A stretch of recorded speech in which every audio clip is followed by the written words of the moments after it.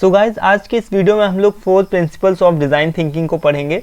इन दिनों हम लोग बात कर रहे हैं डिज़ाइन थिंकिंग बुक की सीरीज़ में। सो अपने लास्ट वीडियो में हम लोगों ने क्या डिस्कस किया था, डिज़ाइन थिंकिंग की जो भी वर्कशॉप है, डिज़ाइन थिंकिंग एक्सरसाइज को डिस्कस किया था। इसके अलावा जो भी कॉन्सेप्ट है of facilitation in design thinking, इस चीज़ को, इस पूरे कॉन्सेप्ट को भी पढ़ा था, देखा था, डिस्कस किया था। और आज का जो टॉपिक है वो है हमारा explain the principle of design thinking. मतलब कि जो क्वेश्चन है वो क्या है, बहुत इंपॉर्टेंट क्वेश्चन है कि मतलब इंपॉर्टेंट है, कई बार आ जाता है, वैसे ज़्यादा भी इतना भी नहीं आता है। तो यहाँ पर देखिए कि explain the principle of design thinking. तो सबसे पहले किस तरीके से अगर कोई भी क्वेश्चन आता है डिज़ाइन थिंकिंग की सीरीज में, तो सबसे पहले है कि डिज़ाइन थिंकिंग क्या होती है। इसको चीज़ों को हम लोगों ने ऑलरेडी आपको बता करके रखा हुआ है कि डिज़ाइन थिंकिंग एक्चुअल में क्या होती है। तो डिज़ाइन थिंकिंग के बारे में आप देख लीजिए। सबसे पहले उसके बारे में आपको थोड़ा सा बताना पड़ेगा। इनोवेशन और क्रिएटिविटी के बाद में हम लोग डिज़ाइन थिंकिंग की बात करी थी। सो डिज़ाइन थिंकिंग क्या होती है उसके बारे में आपको बताना चाहिए सबसे पहले। उसके बाद में देन आपको 4 प्रिंसिपल की तरफ बढ़ना चाहिए। ठीक है, तो first you need to do what, कि डिज़ाइन थिंकिंग क्या होती है, इस चीज़ को बताओ। डिज़ाइन थिंकिंग एक्चुअल में क्या होती है मैं आपको एक बार फिर से बता देता हूँ कि कोई भी प्रॉब्लम ली जाती है, उसके जो भी पॉसिबल सॉल्यूशंस होते हैं उसको देखा जाता है। इसके लिए अलग अलग डिज़ाइन थिंकर्स को बुलाया जाता है। जो भी सॉल्यूशंस निकल कर के सामने आते हैं उस सभी को लिखा जाता है, एक दूसरे से डिस्कस किया जाता है, एंड देन उसमें से बेस्ट वन को चूज़ किया जाता है। ठीक है, so this was all about the design thinking activity. और किसी भी तरीके की प्रॉब्लम हो सकती है, कोई भी प्रॉब्लम हो सकती है, कुछ भी हो सकता है। किसी कंपनी में, किसी ऑर्गेनाइजेशन में, किसी स्कूल कॉलेज में बहुत सारी प्रॉब्लम्स होती हैं, और उससे निपटने के लिए जो भी डिज़ाइन थिंकर्स होते हैं वो बुलाए जाते हैं, अपॉइंट किए जाते हैं, और उस प्रॉब्लम को जो भी सॉल्यूशंस होते हैं वो देखा जाता है। ठीक है, और उसमें से बेस्ट वन को चूज़ किया जाता है। देन इसके जो भी 4 प्रिंसिपल्स होते हैं वो आते हैं, जिसमें से यहाँ पर सबसे फर्स्ट नंबर पे है द ह्यूमन सेंट्रिक रूल। और जो इस ह्यूमन सेंट्रिक रूल को हम लोग सोशल, जो भी एक बोलते हैं सोशल इन नेचर के फॉर्म में होता है। मतलब कि यहाँ पर जो लिखा हुआ है कि this rule states that all kind of design activity are ultimately social in nature.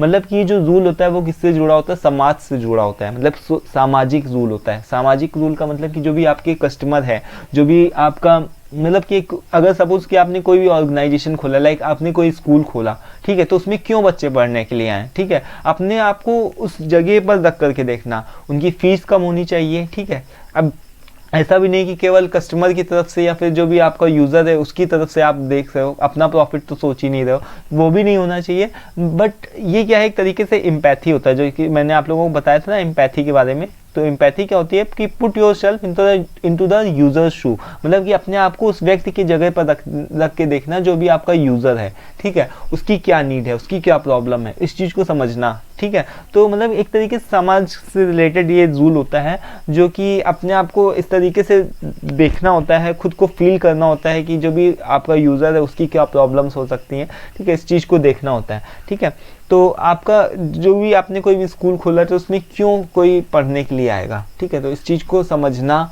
ठीक है, और जो भी कस्टमर है उसकी क्या मतलब डिमांड है, उसकी तो यही चाहत होगी कि जो भी जिस भी स्कूल में हम अपने बच्चे को भेजें, तो वो क्या है कि हम अपने बच्चे को उस स्कूल में भेजें जहाँ पर थोड़ी फीस भी कम हो और जहाँ पर फैसिलिटीज़ हैं वो भी थोड़ी सी अच्छी क्वालिटी की मिले। ठीक है, तो इस तरीके से जो भी आपका यूज़र है उसका उसकी सारी चीज़ों को समझ करके ये जो भी ह्यूमन सेंट्रिक रूल को बनाया गया है। और इसका मतलब होता है means understanding what your users need. मतलब कि आपके यूज़र की क्या नीड है, हाउ दे थिंक, वो किस तरीके से सोचते हैं, एंड हाउ दे बिहेव, वो किस तरीके से बिहेव करते हैं। नाउ द सेकंड नंबर पे आता है the ambiguity rule. Ambiguity rule का मतलब होता है कि ऐसा नहीं सोचना कि एकदम आपको कोई परफेक्ट सॉल्यूशन के ऊपर नहीं सोचना है। ठीक है, आपको अपनी प्रॉब्लम्स के बारे में सोचना है, अपनी प्रॉब्लम्स के बारे में बहुत ज़्यादा काम करना है। जो भी आपकी प्रॉब्लम है उसकी आपको एकदम परफेक्ट सॉल्यूशन मिल जाए, ऐसा बिल्कुल भी नहीं सोचना है। ठीक है, केवल अपनी प्रॉब्लम को देखना है, प्रॉब्लम के बारे में उसको फ्रेम करना है। ठीक है, और उसमें से बहुत सारे आइडियाज़ आपके सामने निकल के आएंगे। जब आप डिज़ाइन थिंकर्स को हायर करोगे, को बुलाओगे, तो बहुत सारे आइडियाज़ को निकल करके आएंगे सामने। उसमें से कुछ वर्क करेंगे और कुछ नहीं भी करेंगे। ठीक है, बट जो भी कुछ ऐसे भी आइडियाज़ सामने निकल के आएंगे जो कि फैंटास्टिक सॉल्यूशंस को देंगे। तो एम्बिग्यूटी का क्या मतलब होता है, एक तरीके से उसको हम लोग अस्पष्ट बोलते हैं। ठीक है, अस्पष्ट रूल मतलब कि बहुत सारे ऐसे भी सॉल्यूशंस होते हैं जो कि काम नहीं करेंगे, इस वजह से इसको हम लोग एम्बिग्यूटी रूल के नाम से भी जानते हैं। एंड नाउ जो उसका थर्ड प्रिंसिपल है वो है जी डिज़ाइन रूल। अब जी डिज़ाइन, जितनी भी चीज़ें हम देखते हैं ना अपने आसपास, कोई भी देख लो, आप कहीं पर भी जाओ, लाइक अगर अब मैं एक छोटा सा एग्जांपल लूँ तो आज ही मैं बैंक गया था, तो वहाँ पर एक मैंने देखा, अभी तक मैं जाता था तो नहीं देखता था, लेकिन अभी जब डिज़ाइन थिंकिंग इस बुक को मैं पढ़ रहा हूँ तो मैं एक चीज़ को नोट किया जा करके कि जो भी नोट थे, मतलब कि कोई एक व्यक्ति लेकर के आया, उसमें से एक बंडल लेकर के आया बहुत सारे नोट्स का, और वो उस एक मशीन में लगाएगा और वो जो नोट थे वो अपने मन से काउंट हो गए, ठीक है, उस मशीन में। आप लोगों ने भी देखा होगा, हमने भी देखा था, ठीक है। तो आज मेरी नज़र तो ऐसे रोज ही रहती थी, बट आज उसके बारे में मैंने सोचा कि किसी व्यक्ति ने इसको कितना सोच समझ करके बनाया होगा, कि मतलब कि कितना ज़्यादा टाइम वेस्ट होता, और जो भी लोग खड़े होते लाइन में उनका भी टाइम सेव हो गया, और जो भी गिनने वाला है उसको भी इस प्रॉब्लम से राहत मिल गई कि उसको हर एक नोट को बार बार गिनना नहीं पड़ेगा, ठीक है, 4 बार उसको गिनना नहीं पड़ेगा, और वो मशीन कितने ज़्यादा मतलब टेक्निक से काम कर। तो जो भी चीज़ें हम अपने आसपास देखते हैं वो क्या है, रीडिज़ाइंड है। मतलब कि जो भी चीज़ें, मतलब कि कोई भी टेक्निक होती है, कोई भी चीज़ हो तो वो क्या होता है, एक तरीके से रीडिज़ाइन। मतलब जितनी भी डिज़ाइन हम देखते हैं हम ना, कोई भी चीज़, अगर कोई भी चीज़, मतलब कितनी अच्छी इनोवेशन है ये, कोई भी आप देख सकते हो अपने आसपास में, कोई भी चीज़, जो भी चीज़ ना चल रही हो, कोई भी प्रॉब्लम को देख सकते हो, कहीं पर भीड़ लगी हो तो क्यों लगी है, ठीक है। अभी से हम 10 साल पहले या 5 साल पहले देखें तो जो भी बिजली का बिल जो भी होता था वहाँ पर लाइनें लगी होती थी जमा करने के लिए, बट अभी क्या है, वो खाली पड़ी होती हैं खिड़कियाँ। क्यों? क्योंकि सबके पास में ऑनलाइन पेमेंट का ऑप्शन है, ठीक है, तो वो सब ऑनलाइन के थ्रू भी जमा कर सकते हैं, ठीक है। तो ये सारी जितनी भी प्रॉब्लम है कि कहाँ पर क्यों इतनी लाइन लग रही है, कोई आदमी 10 किलोमीटर चल कर के क्यों जा रहा है, ठीक है, कि तो ये सारी जितनी भी प्रॉब्लम्स है उसको क्या है, मतलब कि उसको एक तरीके से इनोवेटिव आइडिया में सोचना। अब यहाँ पर जो रीडिज़ाइन रूल है वो हमको यही चीज़ सिखाता है, बताता है कि जितनी भी डिज़ाइंस हम देख रहे हैं, जितनी भी चीज़ें हम इनोवेटिव वे में देख रहे हैं, वो क्या एक तरीके से रीडिज़ाइंड है। मतलब कि the redesign rule states that all designs are basically examples of redesign. मतलब जितनी भी डिज़ाइंस हैं वो क्या है, रीडिज़ाइन। मतलब पहले से कुछ ना कुछ प्रॉब्लम है, उसका ही सॉल्यूशन बस दे दिया गया है, ठीक है। कोई भी चीज़ आप देखो जो कि दिन पे दिन नई बन करके चली आ रही है, आज से पहले 10 साल पहले के फ़ोन्स देख लो और आज के फ़ोन देख लो तो फ़ोन वही है, ठीक है। उसका ऑब्जेक्टिव क्या है, जो भी उसका ऑब्जेक्टिव जो सीधा सा बात करना होता है वही है, लेकिन उसमें कौन कौन से नए नए फीचर्स ऐड हो रहे हैं, तो एक तरीके से रीडिज़ाइन, उसी चीज़ को रीडिज़ाइन किया जा रहा है, ठीक है। And now the tangibility rule. Tangibility का क्या मतलब होता है, इसका मतलब क्या होता है, इसका मतलब टेंजिबिलिटी का सीधा सा मतलब होता है कि कोई भी चीज़ को वास्तविक तरीके से देखना, कोई भी चीज़ को वास्तविक तरीके से बनाना। जैसे कि हम लोगों ने पढ़ा था ना, एक प्रोटोटाइप को तैयार करना, एक तरीके से प्रोसेस ही होता है। यहाँ पर लिखा हुआ है कि प्रोटोटाइप का मतलब क्या होता है, एक तरीके से सैंपल को तैयार करके दिखाना। तो वास्तविक रूल मतलब कि यहाँ पर टेंजिबिलिटी का मतलब होता है कि कोई भी एक चीज़ को वास्तविक वे में बनाना, ठीक है। Making ideas tangible in the form of prototypes enables designers to communicate them more effectively. अब ऐसा नहीं कि कोई भी चीज़ को आपने सोचा, बस केवल सोचना ही नहीं है।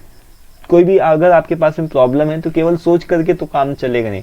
सबसे पहले सोचना, हाँ सोचना इंपॉर्टेंट है, बट केवल सोचना बिल्कुल भी नहीं है, उसका प्रोटोटाइप भी तैयार करना पड़ेगा, ठीक है। उसके लिए आपको इंजीनियर्स हायर करने पड़ेंगे और जो भी अलग अलग डिपार्टमेंट्स को हायर करना पड़ेगा उस चीज़ को अप्लाई करने के लिए, ठीक है। प्रोटोटाइप का मतलब आप समझ रहे हो ना, कि आपको एक तरीके सैंपल भी तैयार करना पड़ेगा, उसको रियलाइज कराने के लिए, उसको रियल दिखाने के लिए, ठीक है, जिससे कि आप अपनी चीज़ों को कॉमन और बहुत ही इफेक्टिव तरीके से बता सकते हो। Ideas work and which ones don't, मतलब कि कौन सा आपका आइडिया जो भी है वो वर्क काम करेगा और कौन काम नहीं करेगा। इसका एक छोटा सा एग्जांपल देखो कि कोई भी मान लो एक आपका ऐसा गांव है, ठीक है, आज से 10 साल पहले जो भी ओला कैब्स होते थे वो तो नहीं चलते थे, ठीक है, बट अभी ये चलना स्टार्ट हो गए तो कितने ज़्यादा यूज़ में आ रहे हैं, ठीक है। कोई भी अगर किसी को रात से सफ़र करना है तो वो तुरंत एक ओला को बुला सकता है, बट अगर कोई भी बीमारी हो जाती है तो वो किसी एम्बुलेंस को, ओला एम्बुलेंस को नहीं बुला सकता है, ठीक है, अपने पास वाले एरिया में, गाँव के इलाके की मैं बात कर रहा हूँ, ठीक है। तो उसके लिए आप कौन सा एक ऐसी चीज़ को, प्रोटोटाइप को तैयार कर सकते हो जिससे कि जो भी गाँव के लोग हैं उनकी हेल्प हो सके,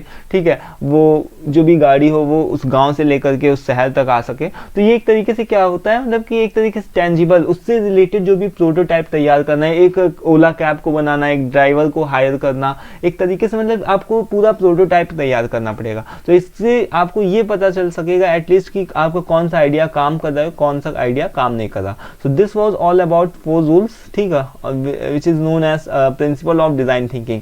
सो नाउ एक और भी चीज है सबसे लास्ट में इस यूनिट के अंदर, जिसको हम लोग विग्ड प्रॉब्लम के नाम से जानते हैं। अब विग्ड प्रॉब्लम कौन सी प्रॉब्लम्स होती हैं? एक ऐसी प्रॉब्लम्स होती है डिजाइन थिंकिंग में, मतलब कि ऐसी प्रॉब्लम्स के नाम से जाना जाता है जो कि सॉल्व होने का नाम ही नहीं लेती, ठीक है। कुछ ऐसी प्रॉब्लम्स होती है ना कि जिनका कोई भी सॉल्यूशन दिखता ही नहीं। लाइक अगर केवल बात करें जो भी प्लास्टिक की जो भी पॉलीथिन्स है, वो कितने सालों से वैसे चले आ रहे, कितने भी गवर्नमेंट ने रूल्स बनाए कि आप पॉलीथीन बंद कर दी जाएगी, ऐसा नहीं होगा, बट वो अभी भी कंटिन्यू है, ठीक है। तो ये सारी जो भी प्रॉब्लम्स होती है ना, विग्ड प्रॉब्लम के नाम से जान दी जाती है। Some problems known as the wicked problems, these are the challenges. ये कुछ एक ऐसे चैलेंजेस होते हैं जो कि डिजाइन थिंकर्स फेस करते हैं, वो उनका सॉल्यूशंस वो ढूंढ नहीं पाते हैं या फिर बहुत ही मुश्किल से ढूंढ पाते हैं, ठीक है। In wicked problem the design thinker may have a general idea, जिसके पास में सबके पास में एक जनरल आइडिया तो होता है, ठीक है, लेकिन एक तरीके से उनके पास में सफिशिएंट मतलब सिग्निफिकेंट अमाउंट ऑफ टाइम भी होता है उस प्रॉब्लम को सॉल्व करने के लिए।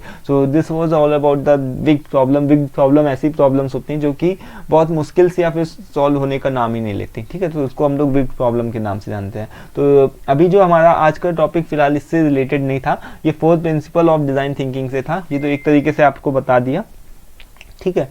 तो आज की वीडियो में फिलहाल इतना ही दोस्तों, मिलते हैं नेक्स्ट वीडियो में। अभी हम लोगों को बहुत सारी चीज़ों को और भी डिस्कस करना है, like management concept and organisational behaviour, इस चीज़ को भी देखना है, ठीक है, और जो भी अकाउंटिंग है, स्टैटिक्स है, उस सारी चीज़ों को भी देखना है। तो आज की वीडियो में फिलहाल इतना ही दोस्तों, ठीक है। कोई भी प्रॉब्लम हो कॉमेंट बॉक्स में कॉमेंट करके बताओ, ठीक है। मिलते हैं नेक्स्ट वीडियो में, till then take care, thank you and bye.